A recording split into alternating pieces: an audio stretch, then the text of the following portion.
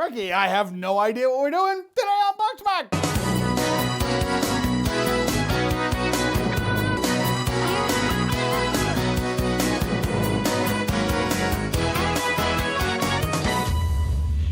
So we have no idea what the status of the Holomax is. We haven't unboxed in a while. I don't even want to look at the expiration dates. You're not even going to consider them. I'm too worried about them to care. There must be some kind of threshold in life, right? No? You look, I won't. All right. Crate number 1. Bring them all out. Oh, he's collecting a plastic bag full of them. What are those up there? Also personal? Those are personal. There's stray noodles all in the box. Well, look, sometimes that happens, mostly because of Betty Bacher. Haven't we done Betty Bacher already? I think we have. I don't even remember this one. I don't either. Pics? Pics? I don't even remember unboxing it. No. There's a whole suite of pics. We could do pics. Pics? I don't think that joke's gonna make it. Here's a spiral. Is there like are there more pics? We got trip pics. This actually really intrigues me. Yep. Zach, why don't you pick a selection of Macs that you find fascinating and we'll do a show that's called Zach's Preferred Macs. Well, they're not my preferred. Zach's bottom of the box choice. Zach's Max. This actually amuses me too. Well and good. Well and good. All right, so definitely a freak flag, definitely a dick pic. A dick pics. Oh, look, there's another. Oh. Quad pics. Quad pics. I don't remember unboxing these. I don't either. If there's a clip of dick pics. It'll go here.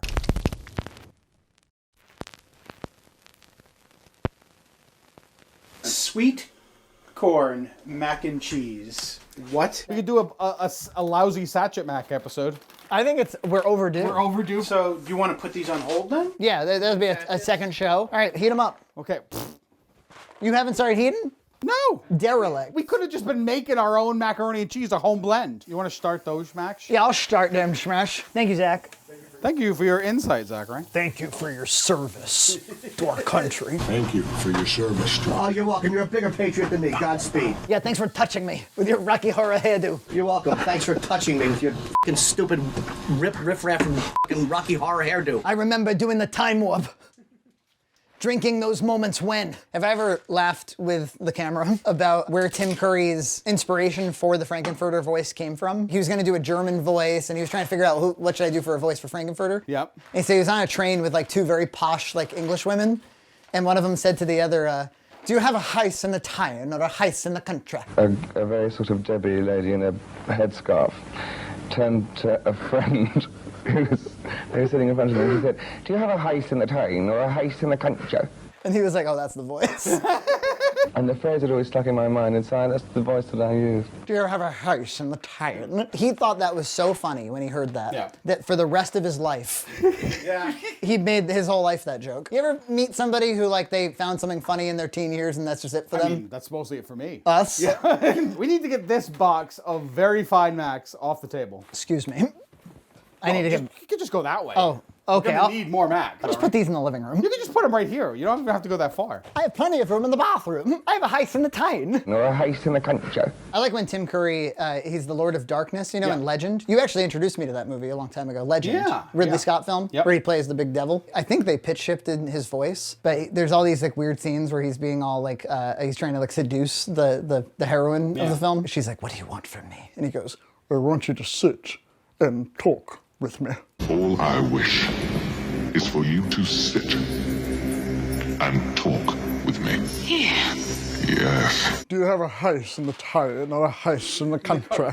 So I don't think we established shells, thick and creamy, 2 spirals, one of the standard variety, one of the white shed. Yep. And these are Price Chopper, I think, a house brand. I don't know what it is, but whenever there's like a standard line, like spirals, thick and creamy, shells, white cheddar, Yeah. I'm always like, oh, what do you got to offer? Yeah. Because like you're really bringing your game. Right. Have you noticed that the Cheetos brand is everywhere now? It's not just in Walmart anymore? Yeah. I see it in like dollar stores and stuff. You like it? The Cheetos jalapeno. The super hot one? Yeah. Do you like it? I like it. Okay. Do you like super hot mac and cheese?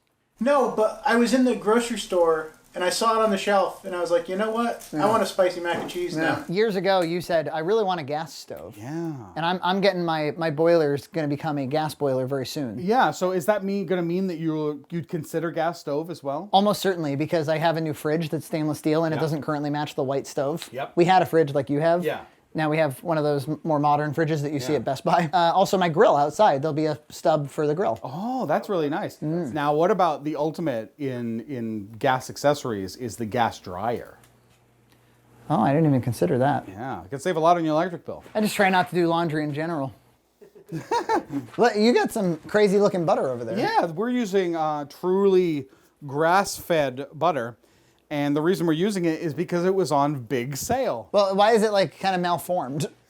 Maybe that's why it was so cheap. Look at that thing. Look at that malformed mound. This is like Western style butter. It's not like the Eastern style that we're used to. Do you know about that whole thing about Western versus Eastern butter? No, educate me. The size of the sticks are different in the Western U.S. than they are in the Eastern U.S. They have a different butter standard? Chubbier. Because to me, that almost doesn't even say stick of butter. That's almost like... No, this is 2 sticks, pile actually. of butter. No markings, no nothing. It's like cutting a cake. I think that Possibilities was the same group that did like mac and cheeses. And Yes. We haven't heard from the mac and cheeses people in a long No, time. is product still around? I assume it is. I assume. Like half a year ago, one of my employees was like, Frankie, you guys got to try this. And he sends me a picture of mac and cheeses. Not only have I tried it, Yeah. I'm a customer. I'm a customer. And remember, I'm not only the Heckler president, but I'm also a client. You know what? In retrospect, I feel bad for her that she got bamboozled into having it packaged like that. She wanted a BoxMac. At first, I'm like, well, I really wanted to have it in a box. Yeah. And they were like, no, we know our business, and it should be, it should look like this. But in your head, you're like, no, you kind of just have a vision for what you think is going to work. And they were like, nah, do it this way. And she was like, all right. Did you read that article that was going around of Nick Cage was like, I did a ton of straight-to-VOD movies just for the money to pay off debts, but I didn't phone any of them in. Sometimes you got to do a job, but at least try to do a good job. For what it's worth, Face Off is one of my favorite action films of all time. Like, no joke. I could eat a peach for hours. I can eat a peach for hours. John Travolta, he's out there trying his best. Trying his darndest, right? Papa's got a brand new bag. Ow! Wouldn't it have made more sense to cast them differently so that if the majority of the film is them being swapped, Nick Cage is obviously going to be the better villain, John Travolta is going to be the better hero. Shouldn't they have swapped it? So that Nick Cage can spend more time as Castor Troy. But he kicks it off with a big boom in the first act where he's grabbing asses of the choir and going, oh yeah. Do you remember the boat chase in the third act when they're chasing each other around in boats? And there's this one part where I don't even know what they crash into, probably nothing. But it catapults them in slow motion into the air, and they're doing this stuff, and it's just 2 stunt actors, just 2 different dudes. Nothing to obscure the faces, just 2 guys in slow-mo. John was great. There was a rumor in the 90s, early 2000s that he was going to do a Metroid movie. Why haven't they done that? Oh, they greenlight the Chris Pratt Mario movie, but they can't greenlight the John Woo Metroid movie? Whee! What a predicament. It would not be a satisfying adaptation of the video game, and that's what would make it memorable. It'd have the Mario Brothers movie effect. A Goomba is actually a gigantic man with a small lizard head. Are you sure? Are you sure it's not exactly the opposite? And this over here is a Koopa Troopa. And this over here, that's Big Bertha. What are you doing? Making mac and cheese. Not you. Freak CG Yoshi reminds me of Reptile from the Mortal Kombat movie, before he manifested into a human. For consistency's sake, John is still doing the Rue first technique. He doesn't want me playing George Michael music ever again. Nope. But yeah, I remember you saying, I really want a gas stove. Yeah, I really would like one. What would it take? It's a lot of expense to run it from wherever I'd have the tanks, right? Well, so what heats this location? Oil. I could do it. I could just get like bottled gas like right around here somewhere, I think we got some decent Macs here. Do you still like a dry BoxMac, or are you like all in for deluxe? Or? I'm mostly dry nowadays. Yeah? I mostly go thick and creamy, to be honest with you. This Spirals one, they had you put less milk in it, but it's a little too dry for me. I'm gonna put a little extra milk. Milk lemonade? Around the corner.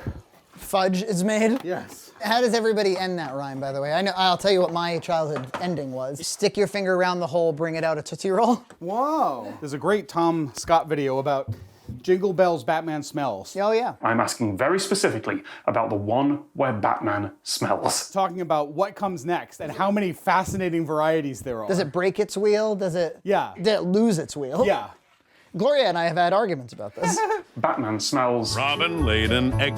Flew away versus laid an egg. Two different bird jokes. Batmobile lost its wheel. Joker got away. Yeah, that's standard. I think that's like American English. Nothing spelled with a U in any of that. Your favorite Batman rhyme. Chicken wing, hot dog and bologna, chicken and macaroni. The basic mac. This is just macaroni and cheese. Wait a minute, none of these are just macaroni and cheese. This one is. White cheddar, I'm sorry. This is macaroni and cheese. Hey, that's pretty good. Not bad. I'm getting their white cheddar. Yeah. It's not too strong, not too light. The pasta's not bad for a little noodle. Hey, that's pretty good. Good flavor, yeah. I like the noodles have a good bite. Usually these noodles are so wimpy. It's just a solid mac and it's good, but it's like a weird good. It's a little different. I really like the sharpness of it. I really like the, I think it's just good. Yeah, that's descriptive. It's, okay, goodbye. Let's try thick and creamy. Good cheese flavor. Yep, it's good. The noodles are definitely wimpy. They're like falling apart. The white cheddar was better. Yeah, I think so. It tastes just kind of creamy, which I guess is kind of the point, but not a lot of cheese in it. It diffuses the cheese. That can happen with a thick and creamy. Can. You end up with more milk. That extra milk, yeah, it does it. He's more milk now than cheese. Let's try our shells, shall we? These look good. Orange. Nice cheesy color. Yeah, they seem to be holding the cheese. Yeah, it's strange actually, because so pasta's decent. The cheese is there in the first tasting, and then it kind of like dissipates quickly. Yeah, the shells are okay. White cheddar's still the best. Spirals. Some people are real defenders of spirals, you and me.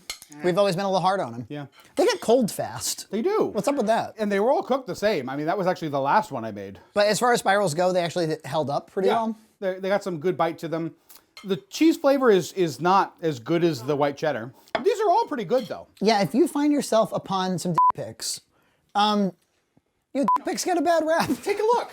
Take a look and see what you see. You might be pleasantly surprised.